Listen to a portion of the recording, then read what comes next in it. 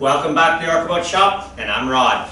So we're back working on the spars for Elfyn here, and in this episode we're kind of going to finish up and use that belt sander or that drum sander that I showed in the last video. So let's get to it. In the last episode on making the spar components, I took the 4 pieces, mast, boom, yard, had them square. Then with my marking gauge I marked it off, and with the plane knocked it down to the 8 sides, and then kind of by hand went with the knocking down the 8 sides to 16, and that's where we're at right now. And then I'm going to take my little block plane and we're going to just kind of try and knock off some corners.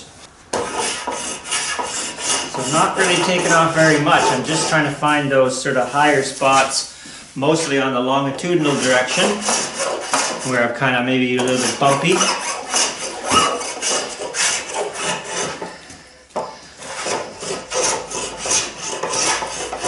Feel like flat spots, where corners need to be knocked off a little bit more.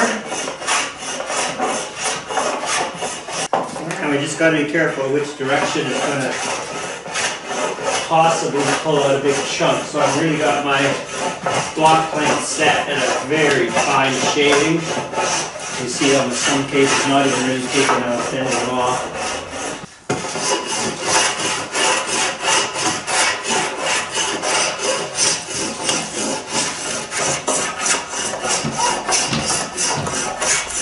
So next up I'm going to move on to trying to clean up a little bit smoother than my block plane will do, even though I'm rolling my block plane around. I have an old wooden spar plane here, and the bottom is actually concave with the blade shaped very similarly.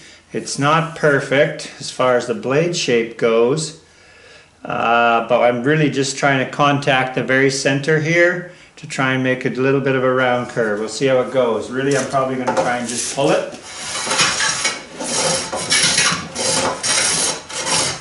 I don't know if you can hear on the video, but it's kind of sliding along and just touching high spots here and there. Now this radius on this one's probably a little bit big for this particular spar, but the only one I got really in working order and sharp right now.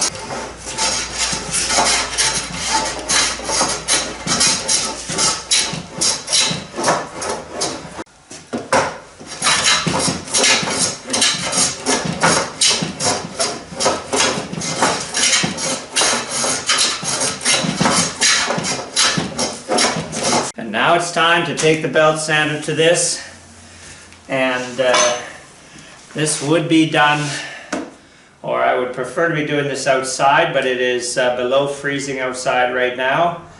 Therefore, I'm not going to be outside videoing and sanding.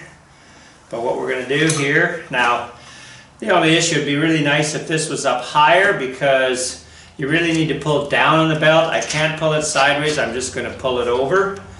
So we're going to have to get down low here and give it a try. Let's see how. What I've got in here is a 60 grit belt. It's a bit worn, but it'll still work.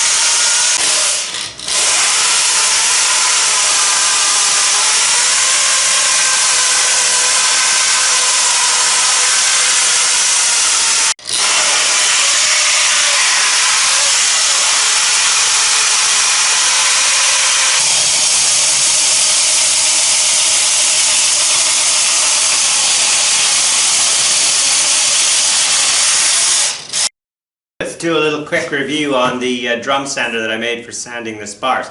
Did it work? Yes.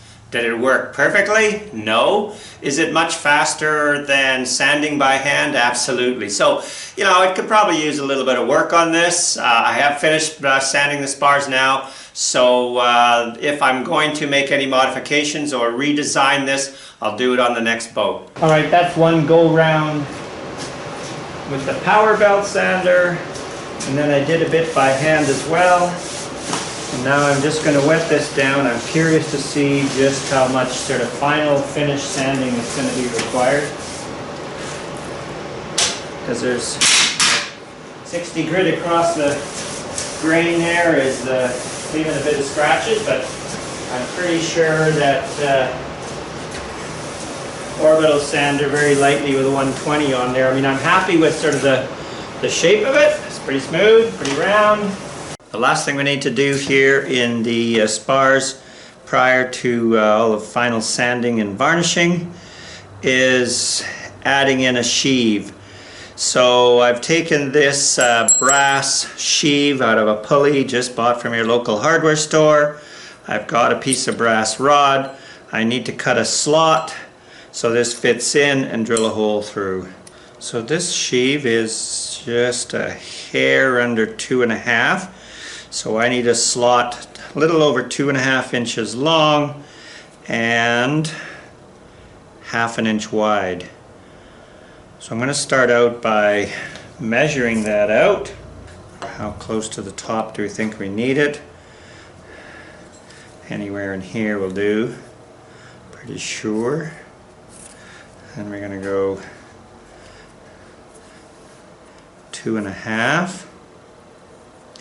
We'll add just a hair more so it runs cleanly. The spar is 2 1/4, a little over 2, sorry, so 2 1/4 would be 1 1/8.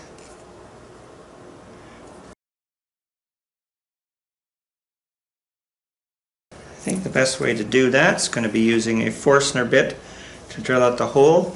Now on the last mast I made, the pulley set in there, but I actually made it a bit too loose.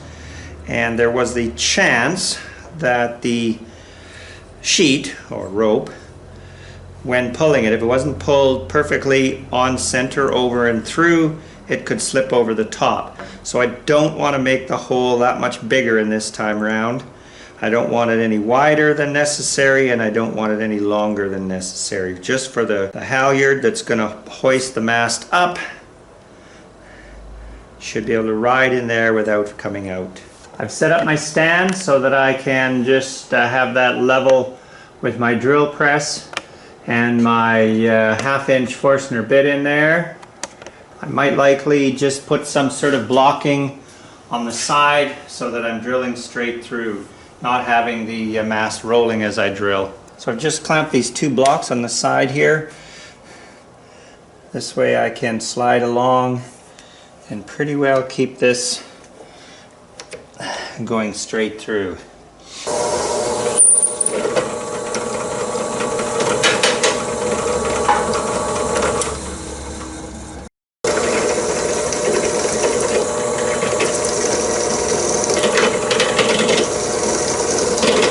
Sadly, my drill press does not have enough sort of up and down movement to actually drill all the way through, so I've just set up my feed table here to just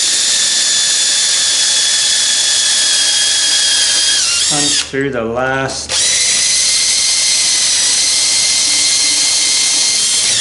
little bit.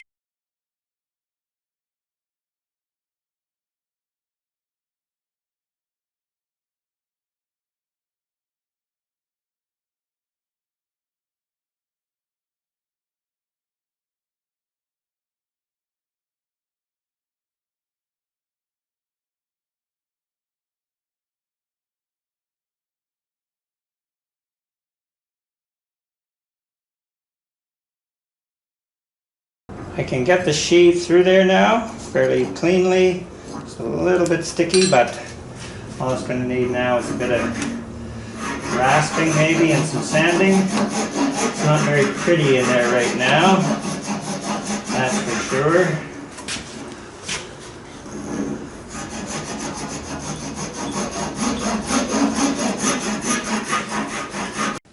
sand. Unfortunately, in drilling through from the backside, we kind of broke away a piece here.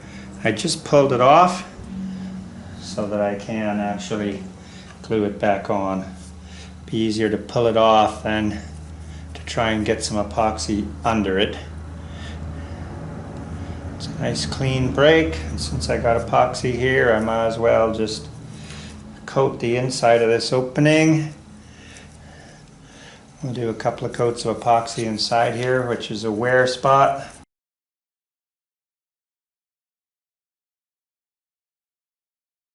I also sealed the ends of the mast boom and spar because the end grain is susceptible to ingress of water and possibly check. That's going to end this episode on building the spars for Elfyn here. Everything is just going to be put aside now because I'm just working on a bunch of other parts, and then we'll be doing the final sanding and varnishing of all of them at the same time. Thank you very much for watching. Hey, do give me a thumbs up, and we'll see you next time.